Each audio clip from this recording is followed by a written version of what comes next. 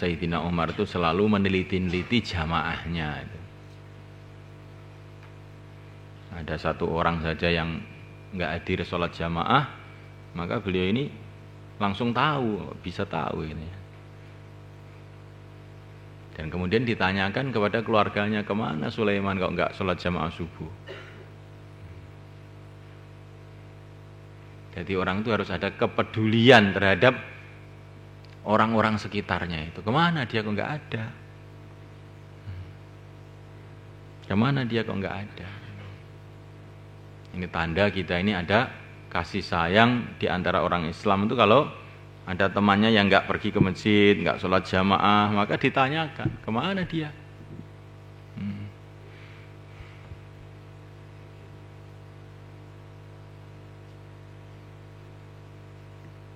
Mafhum ya kawan? Sedangkan Sayyidina Umar itu orang yang super sibuk seluruh dunia. Ya. Kok masih sempat-sempatnya? Ya. Ini beliau ini ngajari kita ini. Jadi orang itu sibuk kayak apa ya, harus mikir lingkungannya, mikir teman-temannya. Ini termasuk perkara yang harus menjadi karakter seorang yang beriman. Jangan dablek wis urusane dhewe. Wis padha gedene kok. Iki istilah wong desa kan ngoten. Romasane sebenarnya wis padha gedene lho. Urip ambekane beda-beda, mati kuburane beda-beda. Ya apa tetap ngurus-ngurus wong. Ini pemikiran yang betul-betul merusak.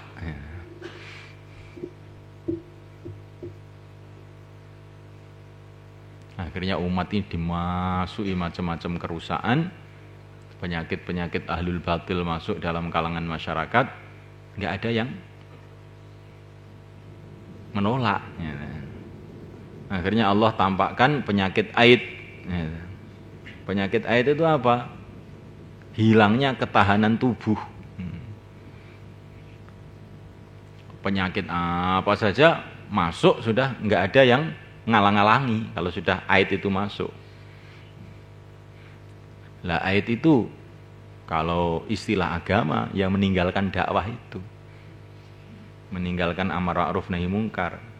Kalau sudah meninggalkan amar nahi mungkar, penyakit apa saja, kemaksiatan apa saja masuk dalam masyarakat ya sudah masuk semua, nggak ada yang menghalang-halangi. Persis itu virus AIDS itu. Jadi ini ajib. Jadi musibah yang Allah datangkan secara zahir itu sebetulnya sesuai dengan musibah yang dibuat manusia secara amalan gitu loh. Memang amalannya tidak amar ma'ruf nahi mungkar, apa saja kemaksiatan diumbar saja. Akhirnya penyakitnya ya AIDS, apa saja penyakit semua boleh masuk.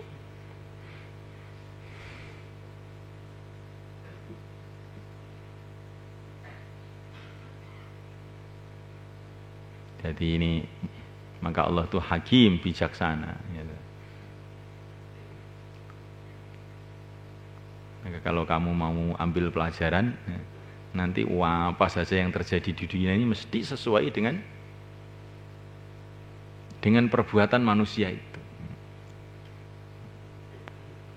Entahlah yang mendatangkan musibah, mendatangkan penyakit, mendatangkan masalah itu ya yang menciptakan manusia itu sendiri. Jadi ya mesti pas. Hukumane karo amalane iki ya pas.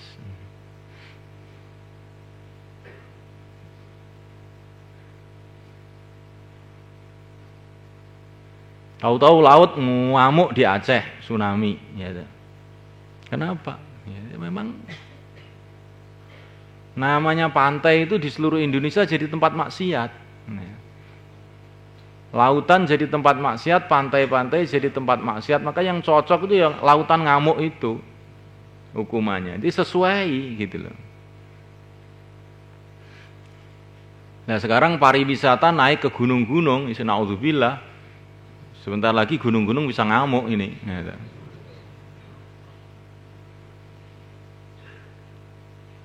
ini maka kita perlu dakwah ke gunung-gunung ini seperti itu. Kalau tidak nanti kamu yang orang-orang di bawah ini ngerti-ngerti lahar datang gitu aja. Gimana?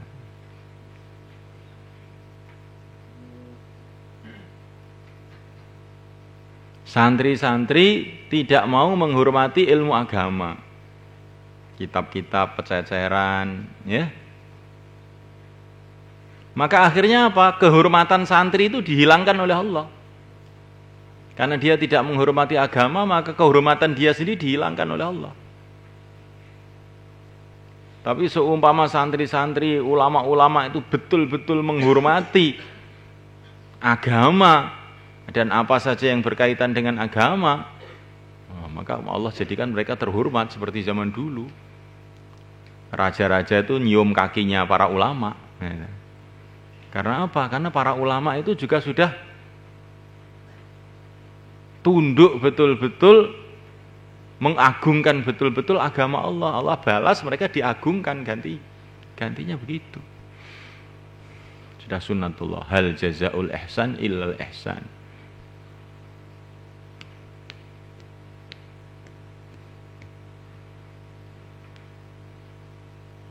Kula niki nuturi anak kula niki mboten digape, lha kowe dhewe tak dituturi gurumu ya ora mbok gape lho.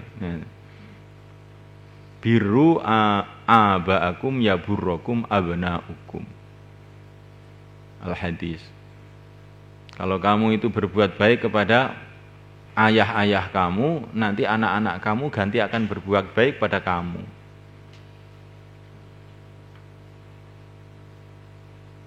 Lah kowe dhewe iki diomongi angel lho, kon anakmu kon manut karo kowe iki lho. Oh ya neng kowe. Makanya kowe iki tobat dhisik wae ya gitu. Istri saya ini Masya Allah nentang terus. Lah kamu juga menentang agama terus masalahnya. Makanya istri kamu ya menentang kamu. Coba kamu itu tunduk betul pada agama. Kalau dengar hayya 'alas shalah itu langsung melompat ke masjid, gitu. Tinggalkan seluruh urusan. Betul-betul zahir batin. Kalau ada perintah Allah betul-betul diamalkan. Nanti kan istrinya taat. Ini kamu sendiri ndablek kok. Istri kamu suruh taat kepada kamu tuh ya nggak cocok, gitu. Malah aneh nanti kalau istri kamu kok taat sama kamu tuh aneh, gitu. Jadi ini perlu direnungi.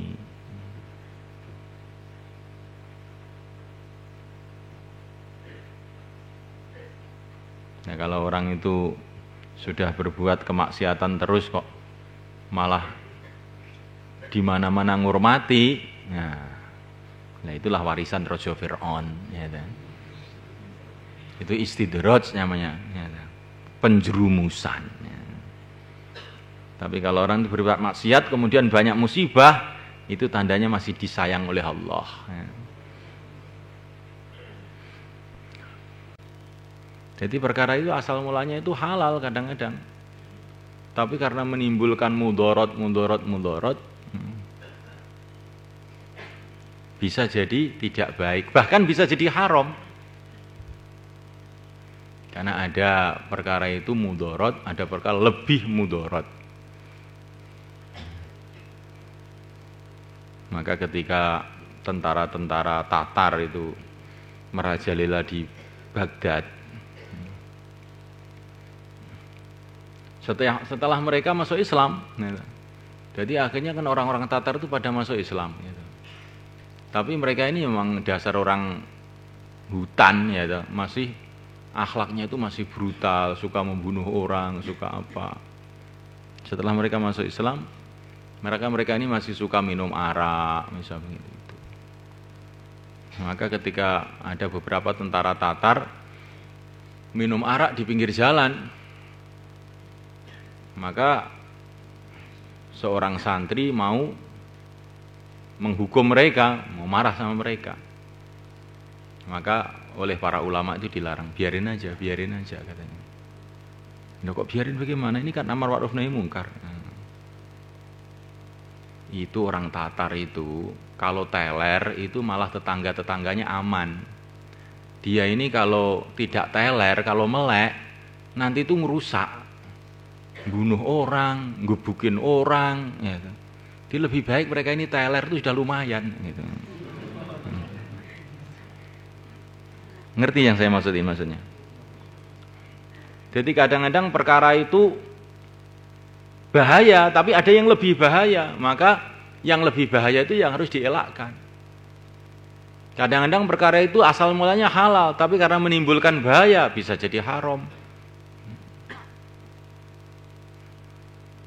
Maka ini ada istilah akhafud dororen. Orang itu ambil perkara yang bahayanya paling sedikit kalau memang terpaksa harus ada bahaya.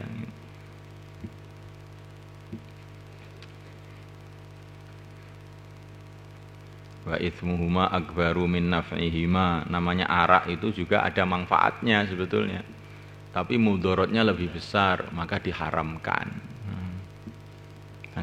Diharamkan. Begitu juga HP itu, ya ada manfaatnya, tetapi karena ini sudah banyak menimbulkan mudorot untuk santri ini, saya tidak bicara untuk yang luar, maka akhirnya diharamkan di pondok ini, karena telah menimbulkan banyak sekali mudorot. Tahu-tahu santri hilang ke sana, nggak tahu ujungnya, tahu gara-gara HP juga. Maka kamu harus punya pemikiran yang benar. Apa saja yang bisa menimbulkan mudharat harus dijauhi. Maka dalam kaidah usul dikatakan darul mafasid muqaddam ala jalbil masalih.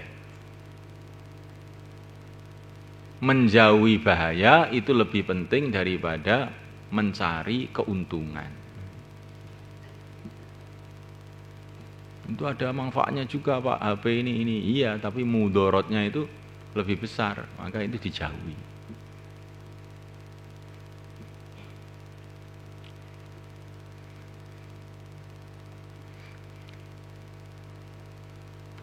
Dan apa saja yang sudah menjadi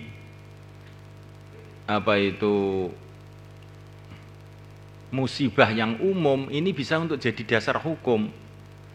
Jadi perkara ini sudah umum menjadi mudorot, maka bisa dihukumi perkara ini jadi haram. Tapi kalau mudorot itu hanya terjadi langka sekali, 1 kali, 2 kali, itu tidak bisa untuk dijadikan dasar hukum melarang. Tetapi kalau memang mudorotnya itu sudah umum, nah ini bisa dijadikan hukum sebagai larangan. Karena dalam agama ini kita diperintahkan menjauhi yang bahaya. Mafhum ya kawan? Allah. Jadi santri itu harus punya pemikiran yang syar'i, yang fiqhi. Ya. Jangan seenaknya sendiri aja.